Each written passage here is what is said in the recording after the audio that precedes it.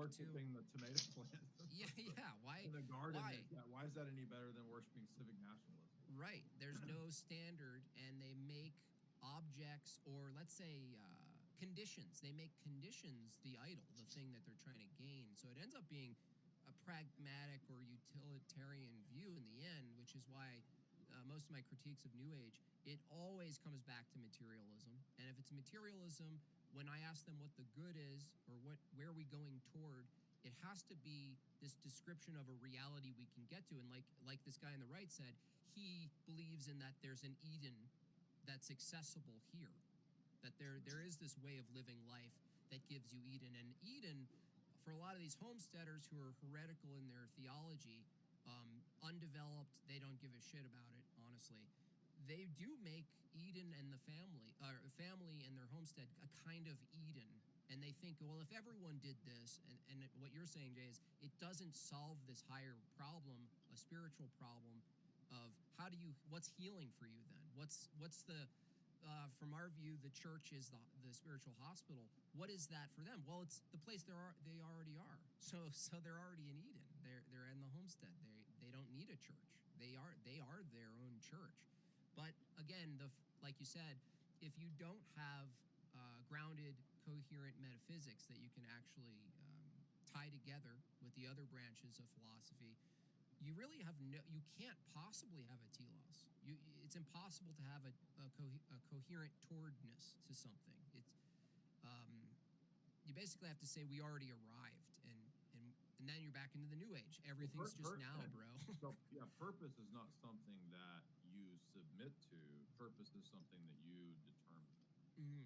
And so, that's a view. Yep. Like every one of these things on this list, for example, Eden's in our hearts. They're all created things, and they can thus, any created thing can become an idol, and any idol can thus have a cultus organized around the idol, and that's why all the political movements are really just different types of cults. So yeah, and I mean, ultimately, I'm saying that that's how humans operate about it.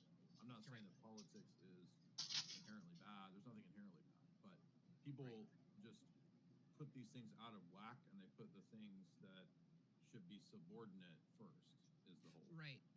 Yeah, that's interesting. They don't take a hierarchical approach, which starts from God and it comes down the line. They start from man, and then they build up. It's bottom up, right? It's essentially a form of, and maybe this is a jump. Tell me.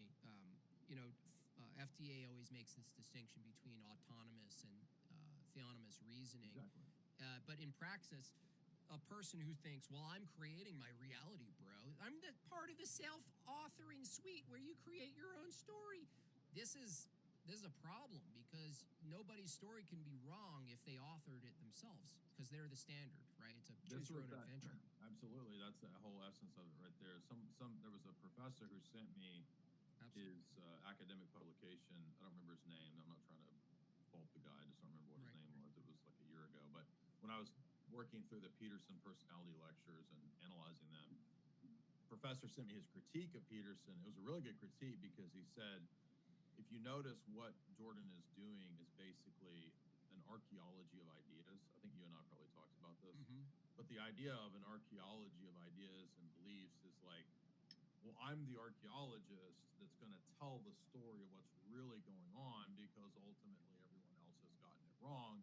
And if we're going to have a religion for the future, perhaps, I mean, well, I don't know for sure if that's what they're moving towards, but it does look like there's a potentiality that Vervaeke and Peterson and all those people in that circle, they're sort of doing this archaeology of religions and movements and philosophies to piece together a potential future religion. I don't know for sure if that's what they're doing, but they might be doing that.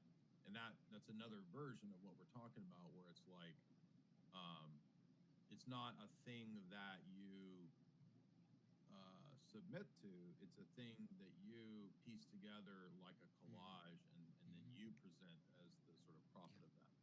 Yeah, it's interesting. And what's funny is, in the WWE arena, Peterson is a wrestler more closer, at least, rhetorically, to Christian, but he's against he will push back on, say, a Yuval Harari, who openly admits, I will create our own religion with the AI, right? Homo Deus. And my next book is just called Homo, which is a biography. um, but then, That's but funny. the irony is that Peterson is pushing back on it. But if you really press Peterson on his view, if he doesn't submit to the authority of the church, of Jesus Christ, then he's essentially doing the same thing. He will be doing the same thing as Yuval, which is, well, no, I'm going to create a better one. It's like I'm going to use better rhetoric and Have Christian some fucking themes. humanity, man. Yeah, totally. And essentially, like what you're saying is that they're trying to create from the